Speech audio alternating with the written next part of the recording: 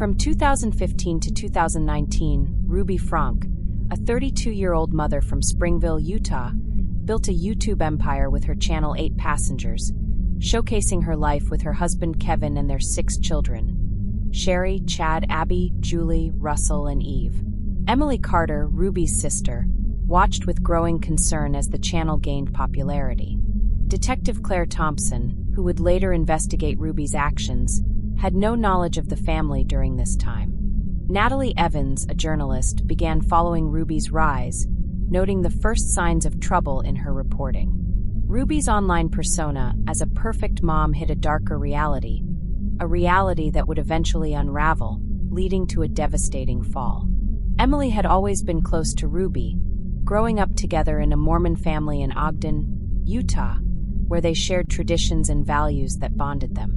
By 2015, Ruby lived in Springville with Kevin, a quiet engineer, and their children, ranging in age from toddler Eve to teenager Sherry. That year, Ruby launched 8 Passengers, a YouTube channel where she vlogged about her family's daily life, sharing everything from homeschooling routines to family vacations.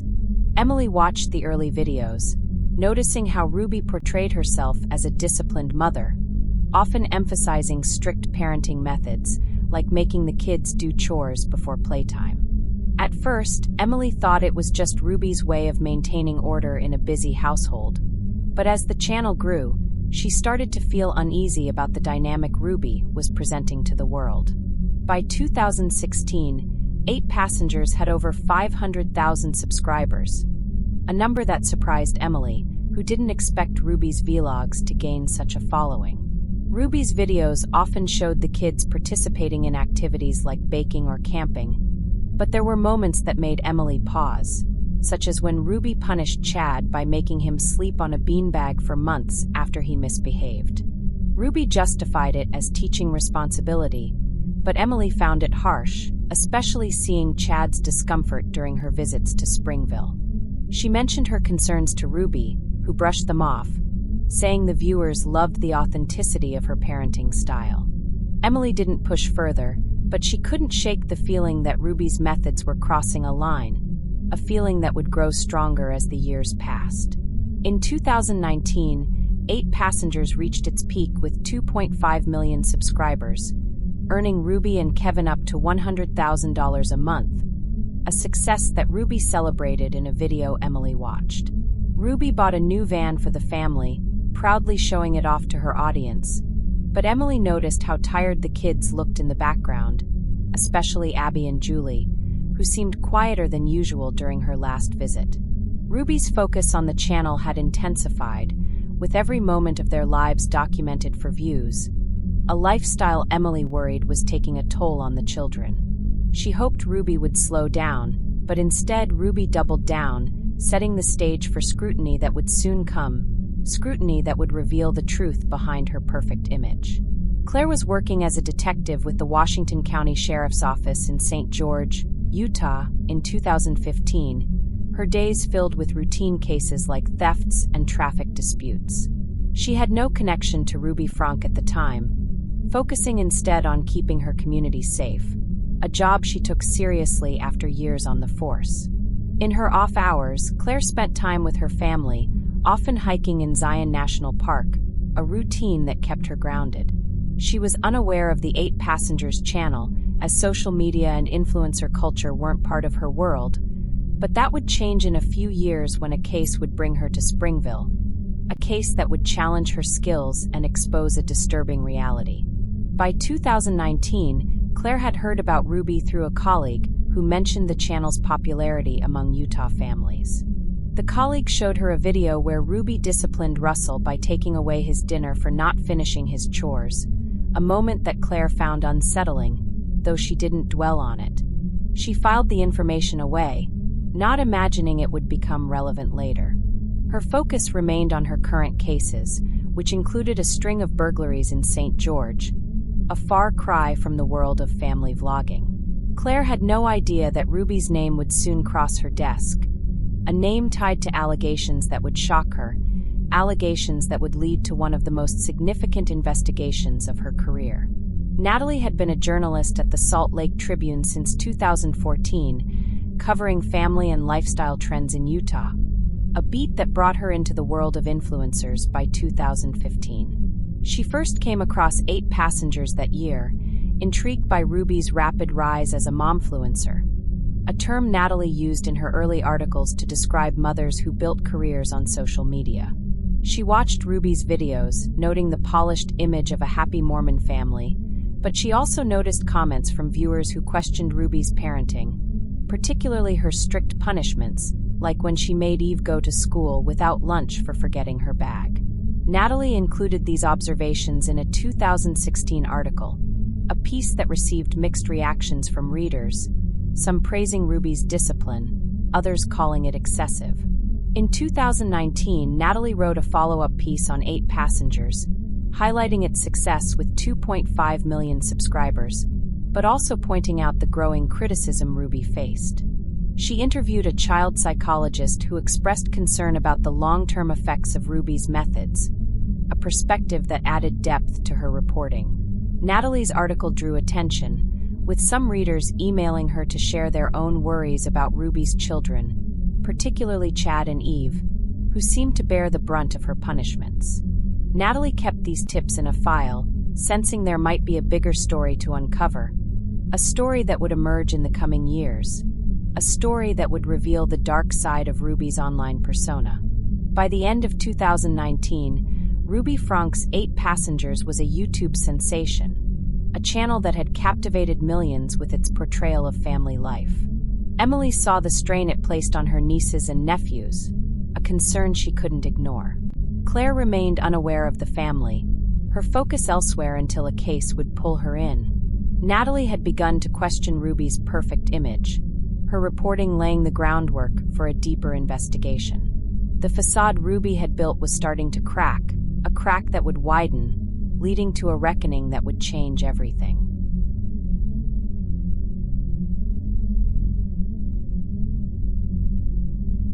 From 2020 to 2022, Ruby Franke's 8 Passengers channel faced increasing scrutiny as viewers and family members raised concerns about her parenting methods, a shift that Emily Carter watched with growing alarm. Detective Claire Thompson, still unaware of Ruby at this point, continued her work in St. George, Utah, until a case would later bring her into the story. Natalie Evans reported on the mounting backlash, her articles at the Salt Lake Tribune amplifying the public's unease. Ruby's collaboration with Jodi Hildebrandt and her divorce from Kevin Franke marked a turning point, pushing her toward more extreme behavior, a change that would set the stage for a devastating fallout. Emily had been worried about Ruby's parenting for years, but by 2020, her concerns reached a new level. In May of that year, Ruby posted a video on 8 Passengers where she refused to bring lunch to her 6-year-old daughter Eve at school after Eve forgot her bag, stating that hunger would teach her responsibility. Emily watched the video in disbelief, unable to understand how Ruby could let her child go hungry for hours. The backlash was immediate, with viewers flooding the comments section, calling Ruby's actions cruel. A petition started by a concerned subscriber quickly gained 18,000 signatures, urging Utah's Division of Child and Family Services to investigate the Franke family. Emily supported the petition, hoping it would prompt Ruby to reconsider her methods, but no investigation followed at the time, leaving Emily frustrated and more worried than ever. In 2021, Emily noticed Ruby spending more time with Jodi Hildebrandt, a therapist whose license had been suspended in 2012 for breaching client confidentiality. Ruby had connected with Jodi through her Connexions program, which promoted strict parenting and discipline tactics that Emily found extreme. During a visit to Springville that summer, Emily saw how Jodi's influence had changed Ruby. She was more rigid, often quoting Jodi's teachings about breaking children's entitlement. Ruby even stopped letting the kids have playdates, claiming they needed to focus on family bonding, a rule that isolated them from friends. Emily tried talking to Ruby, suggesting the kids needed more freedom, but Ruby dismissed her, saying Jodi's methods were helping her be a better mother.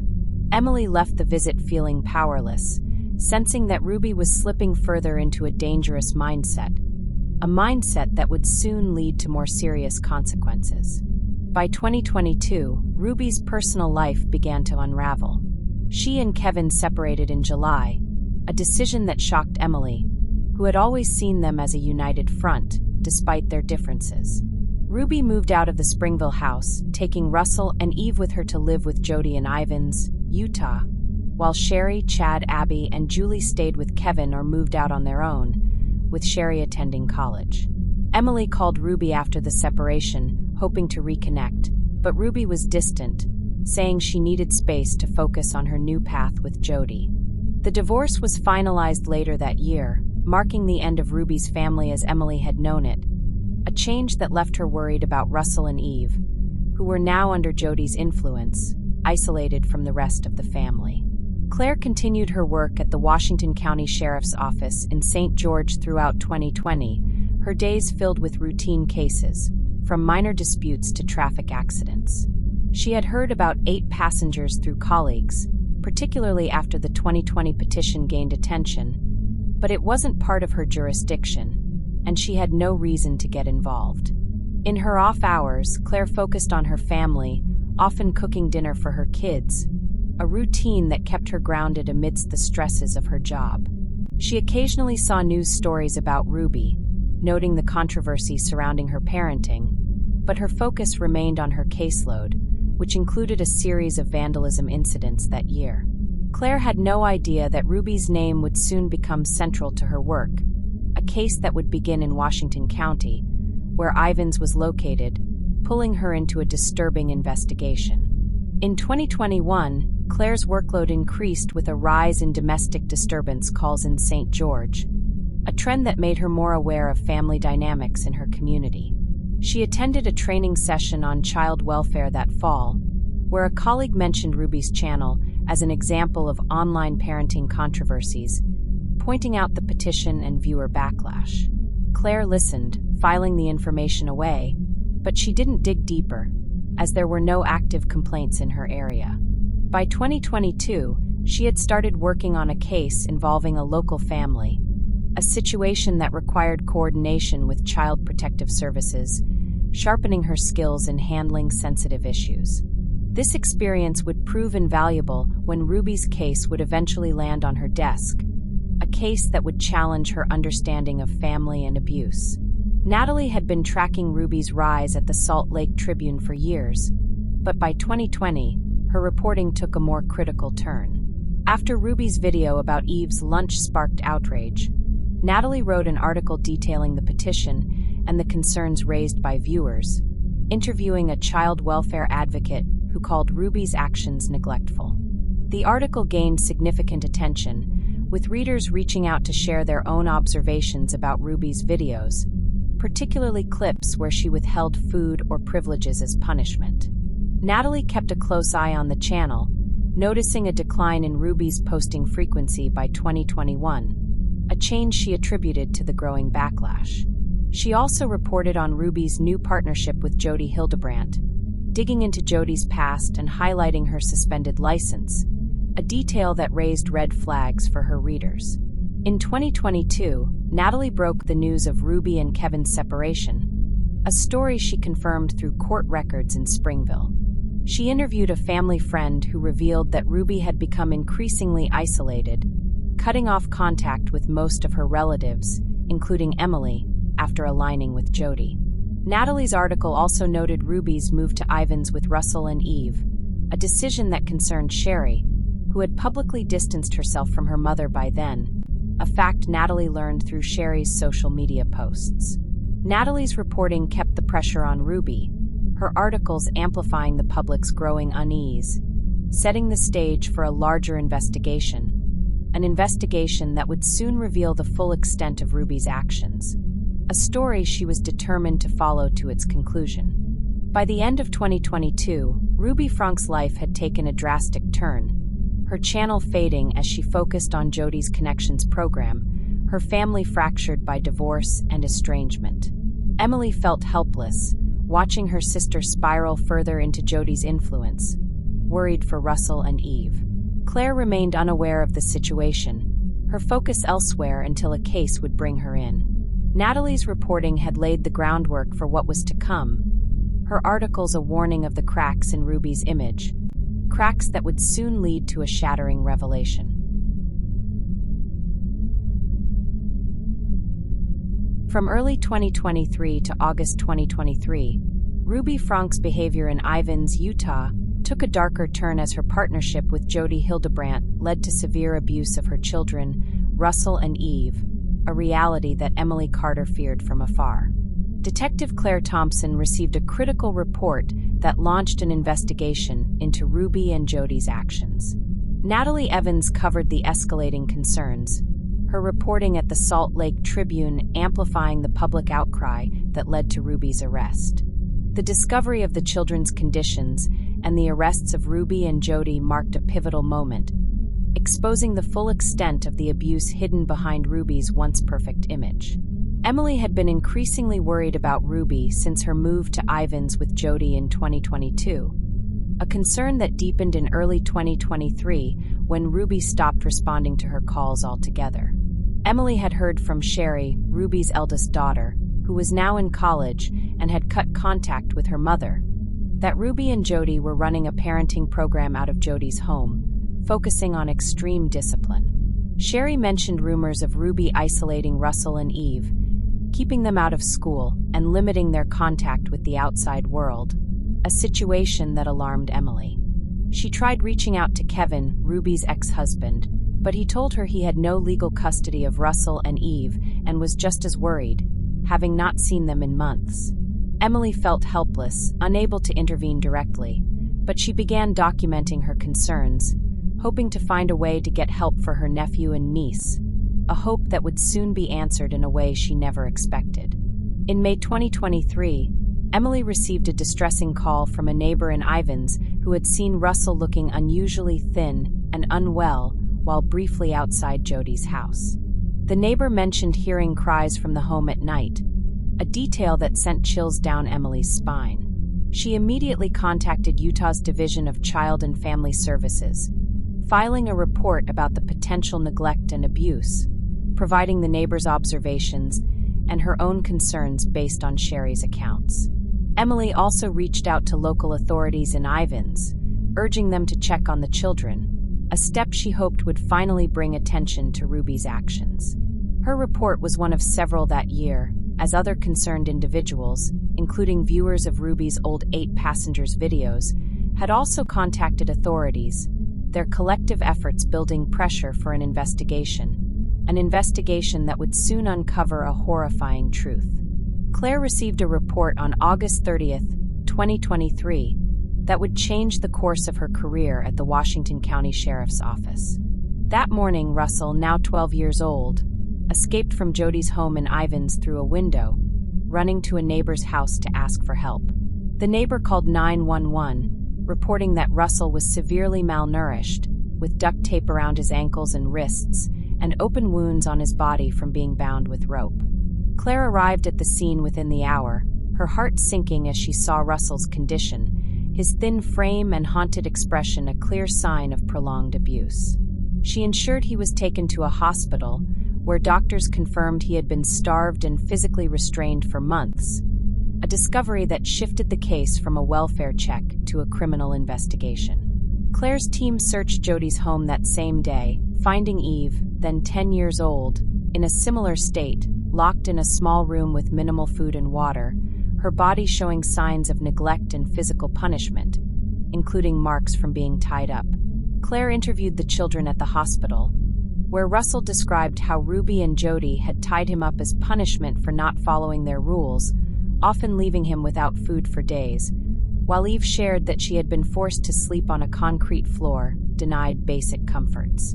Claire also uncovered notebooks in the home detailing Ruby and Jodi's treatment methods, which included withholding food and water to correct behavior, a system they claimed was part of their Connexions program. On August 30th, 2023, Claire arrested Ruby and Jodi on charges of aggravated child abuse, a moment that marked the beginning of a high-profile case, one that would reveal the depths of their cruelty. By the time of the arrests, Claire had gathered substantial evidence, including photos of the children's injuries, medical reports confirming their malnourishment, and the notebooks outlining Ruby and Jodi's methods, all of which pointed to systematic abuse.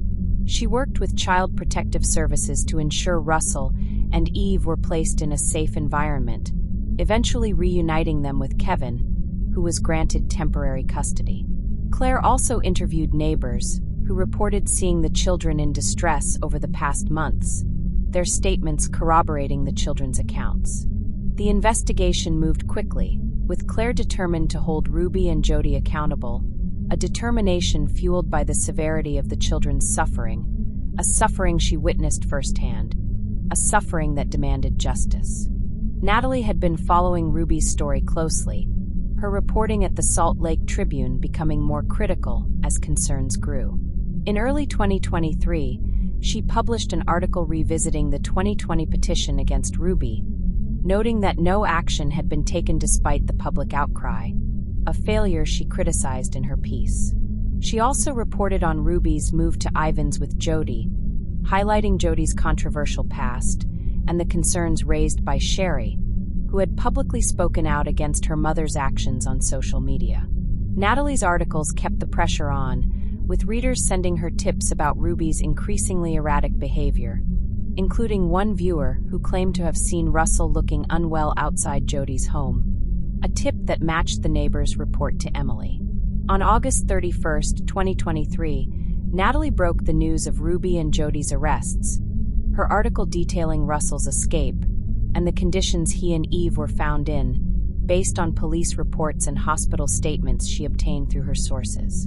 She described the duct tape on Russell's limbs, the malnourishment, and the locked room where Eve was kept, details that horrified her readers, sparking national outrage.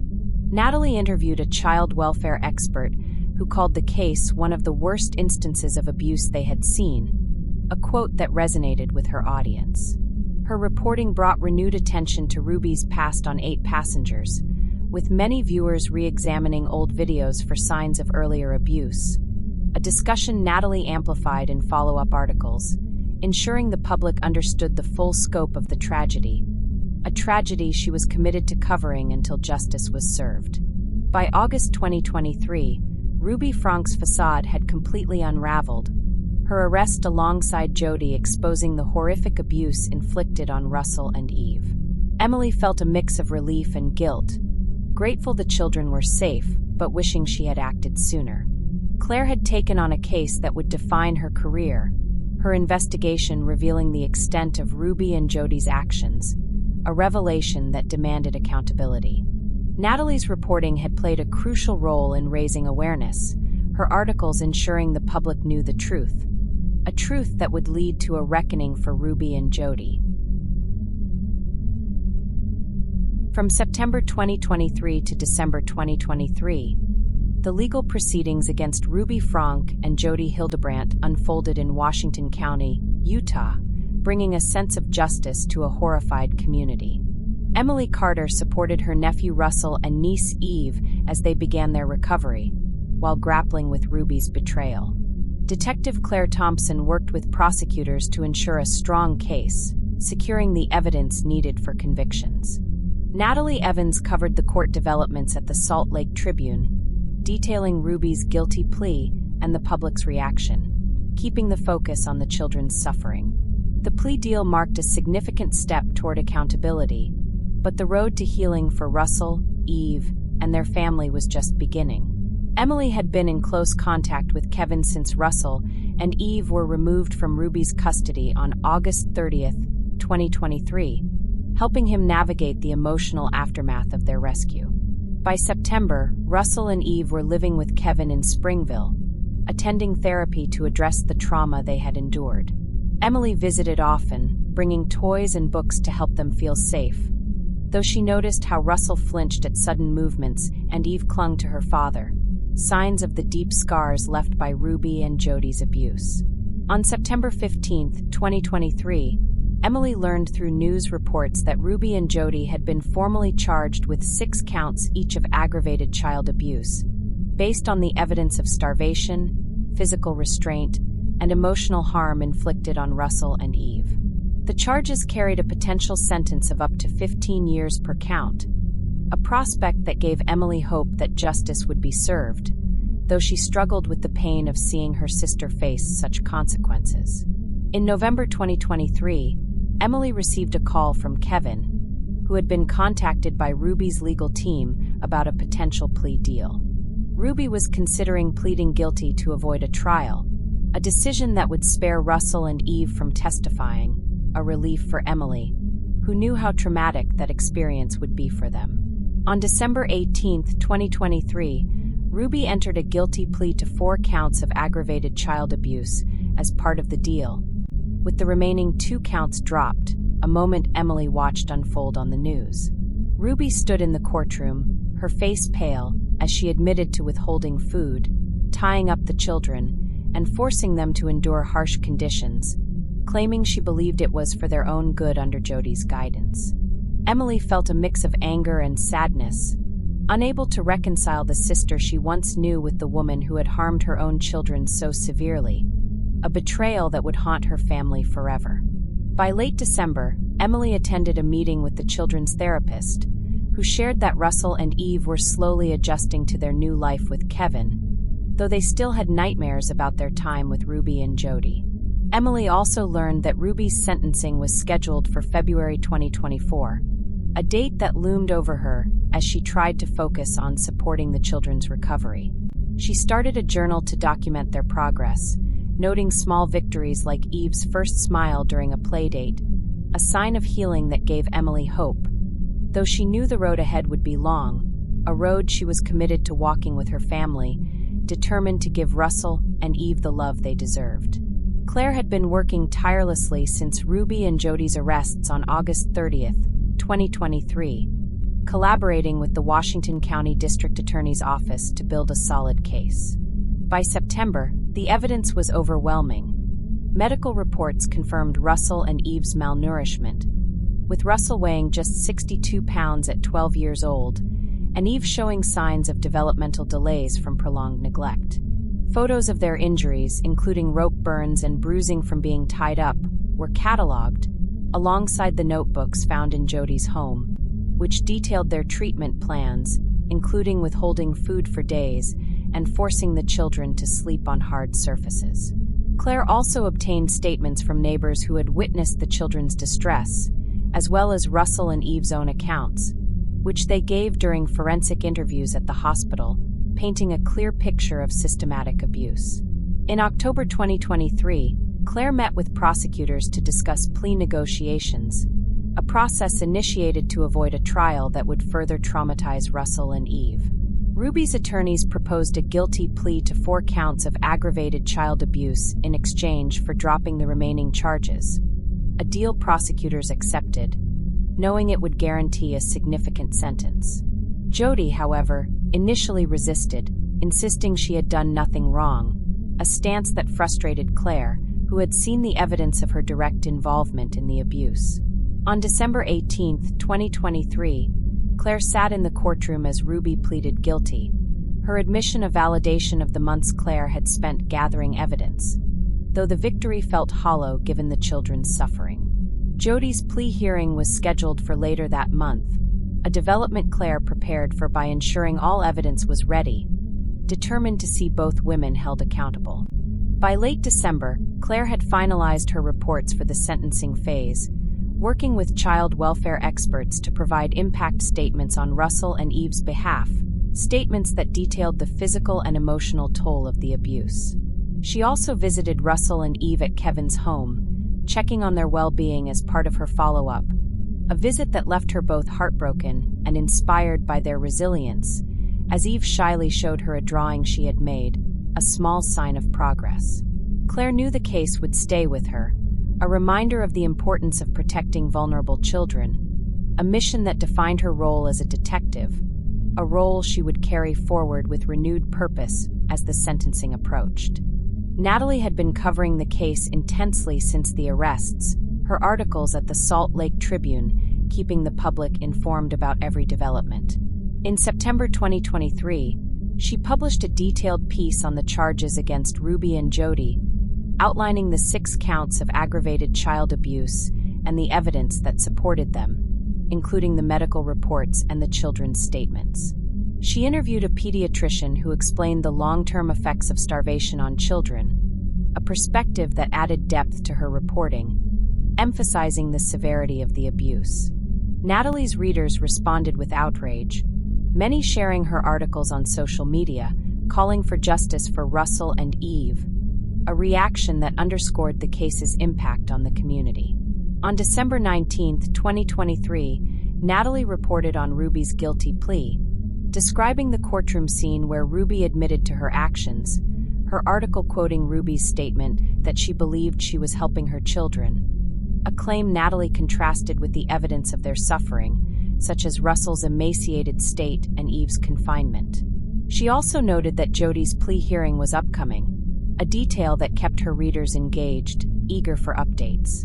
Natalie interviewed Kevin for a follow-up piece, who shared that Russell and Eve were starting to heal, a small ray of hope amidst the tragedy, a story Natalie was committed to telling with sensitivity, ensuring the focus remained on the children's recovery and the pursuit of justice. Her reporting had become a vital part of the case's narrative, a narrative that would continue to unfold in the coming months. By December 2023, Ruby Franke had taken a significant step toward accountability with her guilty plea, a moment that brought some relief to Emily, who focused on supporting Russell and Eve. Claire had secured a conviction through her diligent investigation, setting the stage for sentencing, a process she hoped would bring closure. Natalie's coverage had kept the public engaged, her articles a testament to the children's suffering, a suffering that demanded justice, a justice that was now within reach.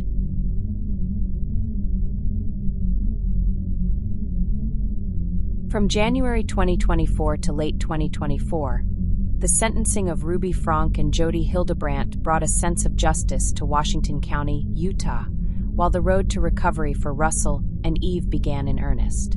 Emily Carter dedicated herself to supporting her nephew and niece as they adjusted to life with their father, Kevin. Detective Claire Thompson reflected on the case's impact on her career, ensuring the children's voices were heard during sentencing. Natalie Evans reported on the court outcomes and the broader societal response at the Salt Lake Tribune, highlighting the lessons learned from the tragedy. The sentences marked a turning point, but the healing process for Russell, Eve, and their family remained a challenging journey, one shaped by the consequences of Ruby's actions. Emily had been preparing for Ruby's sentencing since her guilty plea in December 2023, a moment she both dreaded and hoped would bring closure for Russell and Eve. On February 20, 2024, Emily attended the sentencing hearing at the Washington County Courthouse, sitting beside Kevin, who had become the children's primary caregiver. Ruby was sentenced to 4 consecutive terms of 1 to 15 years each for the 4 counts of aggravated child abuse, a total of up to 60 years, though Utah law capped the maximum at 30 years, meaning she would serve between 4 and 30 years depending on parole decisions. The judge described Ruby's actions as horrific, citing the deliberate starvation and physical restraint of Russell and Eve, a condemnation that Emily felt was justified, though hearing the details again brought tears to her eyes, a painful reminder of the suffering her sister had caused. Jodi's sentencing followed on the same day, with the court handing down an identical sentence of 4 consecutive terms of 1 to 15 years, also capped at 30 years under Utah law.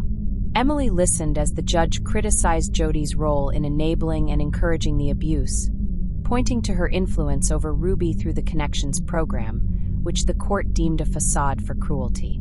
Kevin read a victim impact statement on behalf of Russell and Eve, describing their ongoing nightmares and fear of being alone, a statement that left the courtroom silent, a moment Emily would never forget.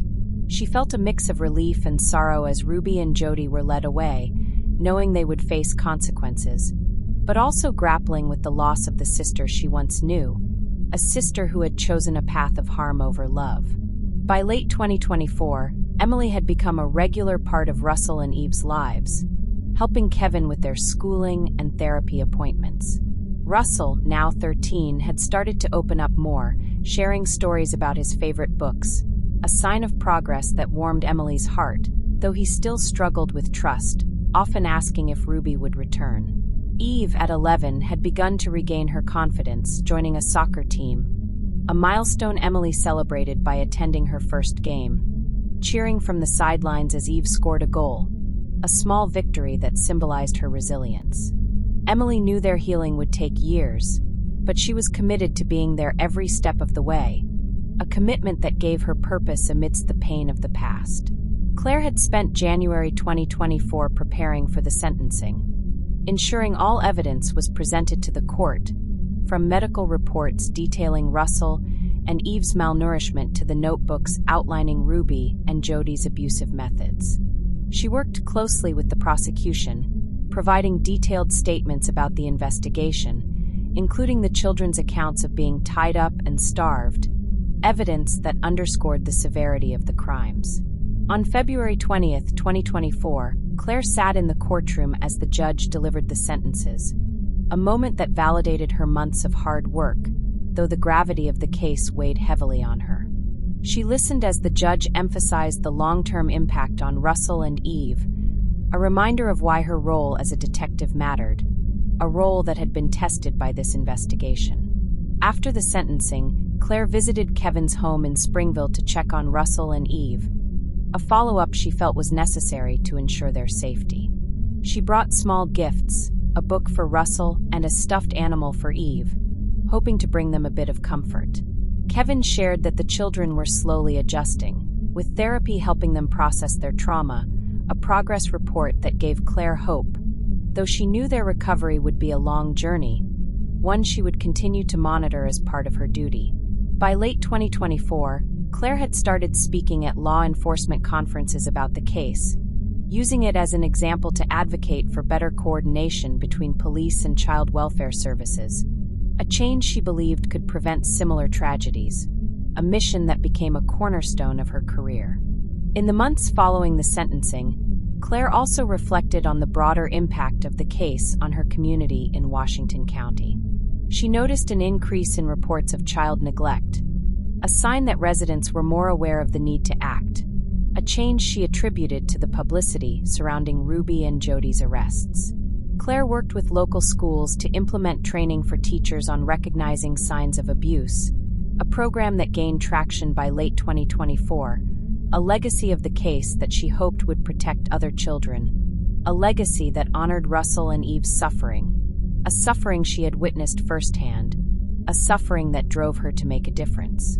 Natalie had been covering every step of the legal process at the Salt Lake Tribune, her articles providing a detailed account of the case for her readers. In January 2024, she published a piece on the upcoming sentencing, summarizing the charges and the plea deals, noting that Ruby had pleaded guilty to 4 counts of aggravated child abuse, while Jodi had followed with her own guilty plea shortly after, also to 4 counts. Natalie interviewed a legal expert who explained Utah's sentencing laws, clarifying the potential range of 4 to 30 years, a detail that helped her readers understand the stakes, a detail that kept them engaged as the sentencing date approached. On February 21, 2024, Natalie reported on the sentencing hearing, her article describing the judge's harsh words and the consecutive sentences handed down to Ruby and Jodi, a total of up to 60 years each, capped at 30 years by state law. She included excerpts from Kevin's victim impact statement, highlighting the emotional toll on Russell and Eve, a focus that resonated with her audience, many of whom reached out to express their support for the children, a response that underscored the case's impact. By late 2024, Natalie had started a series on the broader implications of the case, exploring how it had raised awareness about the dangers of extreme parenting and the role of social media in masking abuse, a series that included interviews with child welfare advocates, a project that solidified her role as a journalist committed to exposing the truth. By late 2024, the sentencing of Ruby Franke and Jodi Hildebrandt had brought a measure of justice to a case that had shocked the nation, a justice that Emily clung to as she supported Russell and Eve's recovery. Claire had turned the case into a catalyst for change, her advocacy ensuring better protection for children, a legacy that honored the victims. Natalie's reporting had kept the public informed, her work highlighting the lessons learned, lessons that would shape the future, a future where Russell and Eve could heal, a future where justice had been served.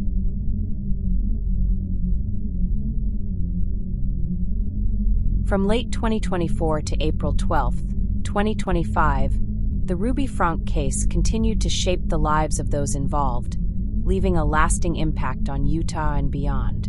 Emily Carter focused on Russell and Eve's healing, finding ways to honor their resilience through advocacy. Detective Claire Thompson used the case to advocate for systemic changes in child welfare, ensuring better protection for vulnerable children. Natalie Evans expanded her journalism at the Salt Lake Tribune, reporting on Ruby and Jodi's prison life and the broader societal shifts the case inspired. The tragedy became a catalyst for awareness, a reminder of the dangers of unchecked abuse, a legacy that Emily, Claire, and Natalie each contributed to in their own way. Emily had been a steady presence in Russell and Eve's lives since their rescue in August 2023, and by late 2024, she saw significant progress in their recovery. Russell, now 13, had started middle school in Springville, where he joined a robotics club, a hobby that brought him joy and confidence, though he still attended therapy to address his lingering fears. Eve, at 11, had grown more outgoing, excelling in her soccer team and making friends, a development that warmed Emily's heart, though Eve sometimes asked about Ruby, unsure if she would ever see her mother again. Emily worked with Kevin to create a stable environment, often hosting family game nights, a tradition that helped the children feel safe, a small but meaningful step in their healing journey. In early 2025, Emily decided to channel her experiences into advocacy, partnering with a local nonprofit to raise awareness about child abuse in Utah. She organized a community event in March 2025, where she spoke about the warning signs of neglect, drawing from her own regrets about not acting sooner with Ruby. The event raised funds for child welfare programs, a cause Emily dedicated to Russell and Eve, hoping to spare other children from similar suffering. By April 2025, Emily had also started a support group for families affected by abuse, a space where she shared her story, a story that connected her with others, a story that honored Shanann's memory, a story that gave her purpose, a purpose she would carry forward for years to come. Claire had continued her work at the Washington County Sheriff's Office after the sentencing in February 2024, but the Ruby Franke case remained a defining moment in her career. By late 2024, she had expanded her advocacy for child welfare reform, working with state legislators to propose a bill that would require mandatory training for social media influencers on child safety, a direct response to Ruby's misuse of her platform. The bill, introduced in January 2025, gained bipartisan support, a testament to the case's impact, and Claire testified at a hearing, sharing details of Russell and Eve's suffering to underscore the need for change, a moment that solidified her role as an advocate, a role she embraced with determination. By April 2025, Claire had received an update on Ruby and Jodi's prison life through a contact at the Utah State Prison, where both women were serving their sentences. Ruby had been placed in a protective unit due to her high-profile status, spending her days in isolation, reportedly writing letters to her family, though Emily had not responded. Jodi, also in a separate unit, had attempted to start a prison group based on her Connexions principles, an effort that was quickly shut down by officials, a detail Claire found unsurprising given Jodi's lack of remorse. Claire also kept in touch with Kevin, checking on Russell and Eve's progress, a connection that reminded her of the importance of her work, a work that had made a difference, a work that would continue to protect children, a work that honored the victims of this case. Natalie had been following the long-term effects of the Ruby Franke case at the Salt Lake Tribune, her reporting evolving into a platform for advocacy by late 2024. In December 2024, she published an article on the societal impact of the case, noting how it had led to increased scrutiny of family vloggers on platforms like YouTube, with several channels shutting down after viewers flagged concerning content. a trend Natalie attributed to the public's heightened awareness, an awareness her reporting had helped foster. She interviewed a social media expert who discussed the need for better regulations, a perspective that resonated with her readers, many of whom called for platforms to take more responsibility, a call Natalie amplified in her work. In March 2025, Natalie traveled to the Utah State Prison to report on Ruby and Jodi's incarceration, gaining access to limited information through a prison source. She learned that Ruby had been attending mandatory therapy sessions, though she remained defiant, claiming her actions were misunderstood, while Jodi had faced disciplinary actions for attempting to influence other inmates with her teachings. A detail Natalie included in her article, published on April 1, 2025, a piece that sparked renewed discussion about rehabilitation versus punishment.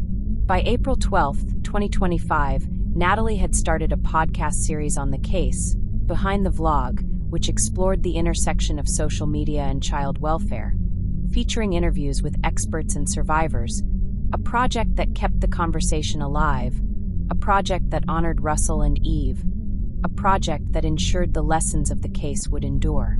By April 12, 2025, the Ruby Franke case had left a permanent mark on Utah, a reminder of the dangers of abuse hidden behind a curated online image. Emily had turned her pain into advocacy, supporting Russell and Eve while helping others through her work, a legacy of love and resilience. Claire had driven systemic change, her efforts ensuring better protection for children, a testament to her commitment to justice. Natalie's journalism had sparked a movement, her reporting keeping the public engaged, ensuring that the tragedy led to meaningful change, a change that would protect future generations, a change that honored the suffering of Russell and Eve, a change that would last. As of April 2025, the Ruby Franke case stands as a stark reminder of the hidden dangers within families, a tragedy that exposed the abuse of Russell and Eve, shattering the illusion of Ruby's perfect online image. Emily Carter, now 38, continues her advocacy through her support group, helping dozens of families in Utah navigate the aftermath of abuse, a mission she dedicates to Russell and Eve, who are thriving under Kevin's care, their laughter a testament to their resilience. Emily's work has fostered a community of survivors, a network that ensures no one faces such pain alone, a legacy that honors her sister's children, a legacy that will grow with time. Detective Claire Thompson, at 45, has become a leading voice in child welfare reform, her testimony helping pass a new Utah law in March 2025 that mandates training for influencers on child safety, a direct result of the case's impact. Claire now consults with law enforcement agencies across the country, sharing her experience from the investigation, ensuring better coordination with child protective services, a change that has already led to early interventions in several cases. She keeps a photo of Russell and Eve on her desk, a reminder of why she fights for justice, a fight that defines her career, a fight that protects the vulnerable. Natalie Evans, now 40, has turned her podcast Behind the Vlog into a platform for change, reaching thousands with episodes that explore the intersection of social media and child welfare, a project that earned her a journalism award in April 2025. Her work has prompted platforms like YouTube to implement stricter guidelines for family vloggers, a shift that protects children from exploitation, a shift Natalie takes pride in. She remains committed to telling stories like Russell and Eve's, ensuring their suffering leads to awareness, a mission that keeps their voices alive, a mission that shapes the future of online content. The Ruby Franke case, though devastating, has sparked vital change, from policy reforms to heightened public vigilance, a legacy that ensures such tragedies are not repeated. Emily, Claire, and Natalie have each played a role in this transformation, their efforts a tribute to Russell and Eve, a call to protect the innocent, a call that echoes through their work, a call that will endure.